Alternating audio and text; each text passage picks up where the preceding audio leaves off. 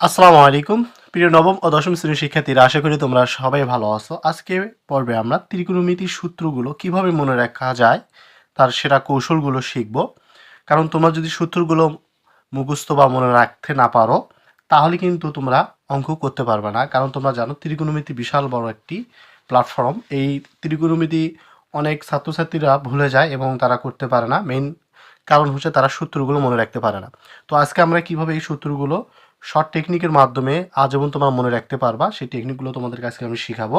কারণ তোমরা জানো যে এই অধ্যায়ের অসংখ্য প্রশ্ন রয়েছে, ঠিক আছে?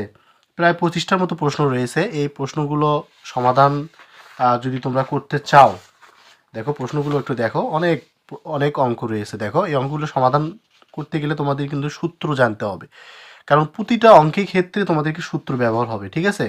দেখো প্রায় 25টা অঙ্ক রয়েছে। এই 25টা এবং তাছাড়াও 9.2 ওখানেও প্রায় 22-23টা অঙ্ক রয়েছে। ওগুলো তোমাদের যদি সমাধান করতে চাও তোমাদের কিন্তু আসলে সূত্রগুলো অবশ্যই জানতে হবে। কিন্তু কথা হচ্ছে ম্যাক্সিমাম স্টুডেন্ট আমাদের সূত্রগুলো আমরা মনে রাখতে পারি না।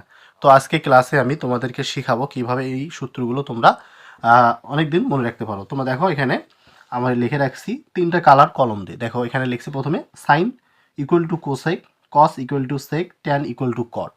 তাহলে যদি আমরা এটাকে মনে রাখতে চাই, যদি আমরা বলি সাইনের বন্ধু হচ্ছে কোসেক, কসের বন্ধু হচ্ছে সেক, ট্যানের বন্ধু হচ্ছে কট। আমরা যদি এইটুকু এইভাবে বন্ধ করে রাখি তাহলে কিন্তু আমরা বলতে পারবো এইটুকু যে কোসেকের বন্ধুকে সাইন, সেকের বন্ধুকে কস, কটের বন্ধুকে ট্যান। আবার বলতে পারি সাইন এই পাশে যদি আমি একটু ঢেকে রাখি তাহলে সাইনের বন্ধুকে কোসেক, কসের বন্ধুকে সেক, ট্যানের বন্ধুকে কট। তো এইভাবে আমি 2 থেকে 3বার আমরা কি করব এই সূত্রগুলো মানে এই বিষয়, এই 3টা বিষয়টা আমরা বারবার একটু পড়ার চেষ্টা করব। যদি এইটা 3বার আমরা 2 থেকে 3বার শুধু রিভিশন দেই তাহলে দেখা যাচ্ছে এই 3টা থেকেই তোমরা 6টা সূত্র অনায়াসে তোমরা লিখতে পারবে এবং বলতে পারবা। কারণ তোমরা জানো সাইনের বন্ধু হচ্ছে কোসেক, সেকের বন্ধু কস, কটের বন্ধু ট্যান। তো আমি যদি প্রথমে 1 নম্বর সূত্রটা তোমাদেরকে দেখাই, প্রথমে আমি লিখতে পারি সাইন, সাইন থিটা। তাহলে সাইনের বন্ধুকে কোসেক, তাহলে আমরা উপরে একটা 1 দেবো, নিচে কি দেবো কোসেক দিয়ে দেবো, ঠিক আছে? তাহলে আমরা বলতে পারি এখানে কোসেক থিটা। তাহলে সাইন সমান 1 ভাগ কোসেক। এরপর আমরা 2 নম্বরটা যদি দেই তাহলে আমরা লিখতে পারি এখানে কোসেক, কোসেক থিটা, কোসেকের বন্ধু সাইন, তাহলে আমরা লিখতে পারি 1 ভাগ সাইন থিটা। এরপর তোমরা দেখো 3 নাম্বার সূত্র, এরপর আমরা লিখবো কস, কসের বন্ধুকে আমরা জানি কসের বন্ধু কিন্তু সেক, তাহলে আমরা লিখতে পারি 1 ভাগ সেক থিটা। এরপর 4 নাম্বার সূত্রটা দেখো, তাহলে সেকের বন্ধুকে, তাহলে আমরা এখানে লিখতে পারি সেক, সেকের বন্ধু হচ্ছে কস, তাহলে 1 ভাগ আমরা এখানে লিখতে পারি কস থিটা। এরপর 5 নাম্বারটা দেখো ট্যান, আমি যদি ট্যানকে নেই তা ট্যানের বন্ধুকে তোমরা জানো ট্যান সমান 1 ভাগ কট।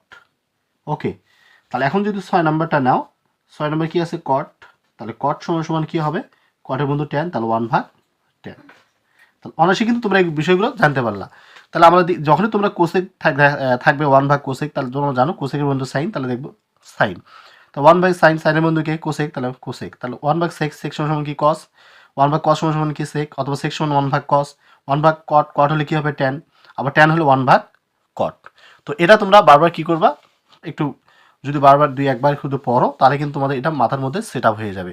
কিন্তু তোমাদের কিন্তু ফার্স্ট টাইম এই 3টা জানতে হবে যে কার বন্ধুকে, তাহলে তোমরা এই 6টা সূত্রগুলো অনায়াসে তোমরা মাথার মেমোরির মধ্যে তোমাদের সেট আপ হয়ে যাবে। এরপর ব্যতিক্রম, ব্যতিক্রম, তো এইটা ব্যতিক্রম এই কথাটা দিয়ে তোমরা 2টো সূত্র মনে রাখতে পারবা। এক হচ্ছে কি ট্যান, তাহলে ট্যান সমান কি, এখানে হচ্ছে সাইন ভাগ কস, এটা হচ্ছে তোমাদের 7 নাম্বার। আর 8 নাম্বারটা হচ্ছে কট, কট সমান কি কস ভাগ সাইন। তাহলে আমরা বলতে পারি ট্যান সমান সাইন ভাগ কস, আর কট সমান কস ভাগ সাইন। এটা হচ্ছে তোমাদের ব্যতিক্রম। এই ব্যতিক্রম দিয়ে তোমরা এই 2টো সূত্র মনে রাখতে পারবা, ঠিক আছে? তাহলে এখানে আমাদের মোট 8টা সূত্র মোটামুটি এখানে আমাদের হয়ে গেল। তোমরা 2-1বার রিভিশন দিলে দেখবা এই সূত্রগুলো তোমাদের আর কখনো ভুল হবে না। আমরা আরও কিছু সূত্র শিখবো টেকনিকের মাধ্যমে।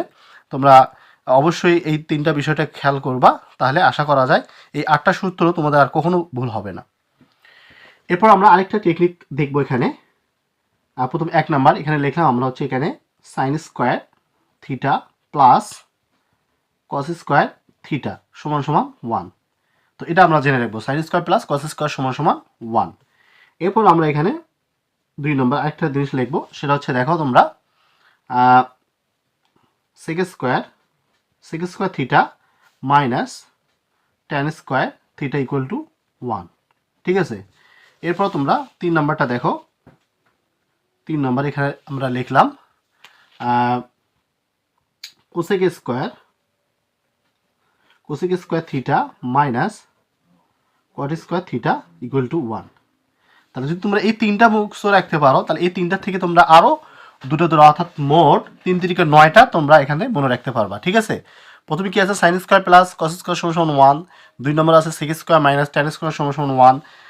তারপর 3 নম্বর আছে cosec square minus cot square সমান সমান 1। তো এইটা তোমরা 3টা যদি মনে রাখতে পারো, তাহলে আমরা দেখো এটা কিন্তু আরও কি কয়টা সূত্র আমরা বের করতে পারি। মেইন সূত্র কিন্তু এই 3টা।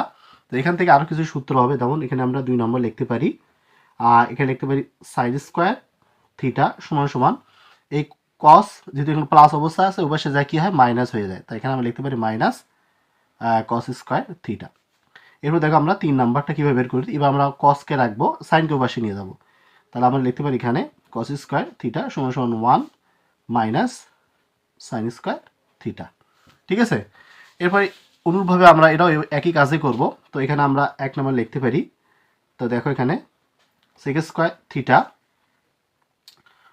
সমান সমান তাহলে 1 মাইনাস ট্যানটা বসাতে কী হয়ে যাবে, প্লাস ট্যান স্কোয়ার হয়ে যাবে। ওকে, তাহলে বলতে পারি সেক স্কোয়ার সমান সমান 1 প্লাস ট্যান স্কোয়ার।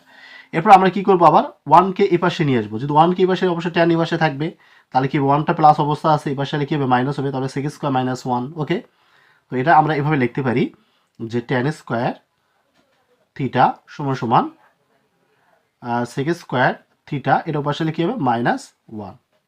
তাহলে এখানে আমাদের আরও 3টা সূত্র হয়ে গেল। কয়টা হলো, আমার 6টা হয়ে গেল। এখান থেকে আবার দেখো, তো এখানে যদি আমরা এই মাইনাস কটটা পাশে নিয়ে যাই, তাহলে এখানে কি থাকবে, তো এরকম থাকবে কোসেক স্কোয়ার থিটা সমান সমান 1 প্লাস কট স্কোয়ার থিটা। আবার যদি আমরা কট 1কে এই পাশে নিয়ে আসি, তাহলে হবে কোসেক স্কোয়ার মাইনাস 1, তাহলে সমান সমান কট স্কোয়ার। তো এটা আমরা এভাবে লিখতে পারি, তাহলে কট স্কোয়ার থিটা সমান সমান কোসেক স্কোয়ার থিটা মাইনাস 1। তাহলে ওখানে 8টা, এখানে কয়টা হচ্ছে 9টা, মোট কিন্তু 17টা হয়ে গেল। ঠিক আছে, তো এই 17টা সূত্র যদি তোমরা জানতে পারো, আশা করা যায় 9.1-এর সমস্ত অঙ্কগুলো মোটামুটি ক্লিয়ার হয়ে যাবে। এবং আরও কিছু সূত্র আছে, আমরা পরবর্তীতে পরবর্তীতে আমরা যখন যে সূত্র প্রয়োজন হবে, তখন আমরা সেই সূত্রগুলো কীভাবে মনে রাখতে হয়, তার টপিকগুলো এবং সেই টেকনিকগুলো অবশ্যই তোমাদেরকে সামনে উপস্থাপন করব। তো আজকে তোমাদের মেইন কাজ হলো, তোমরা এই ভিডিওটি বারবার দেখে এই সূত্রগুলো আগে তোমরা ক্লিয়ার করবা। ঠিক আছে, এই সূত্রগুলো ক্লিয়ার করতে পারলেই আশা করা যায় তোমাদের আর কোনো ভয় নেই, অবশ্যই তোমরা ত্রিকোণমিতির অঙ্কগুলো জয় করতে পারবা। আর আমি অবশ্যই তোমাদের সঙ্গে আসি, এবং তোমাদের যে মতামত যদি কোনো কিছু থাকে, তোমরা অবশ্যই কমেন্টসে জানাবা, এবং তোমাদের সেই কমেন্টের উপর ভিত্তি করে অবশ্যই ত্রিকোণমিতি অঙ্কগুলো কীভাবে আপডেট করা যায়, সেই আপডেটগুলো অবশ্যই তোমাদের সামনে উপস্থাপন করব।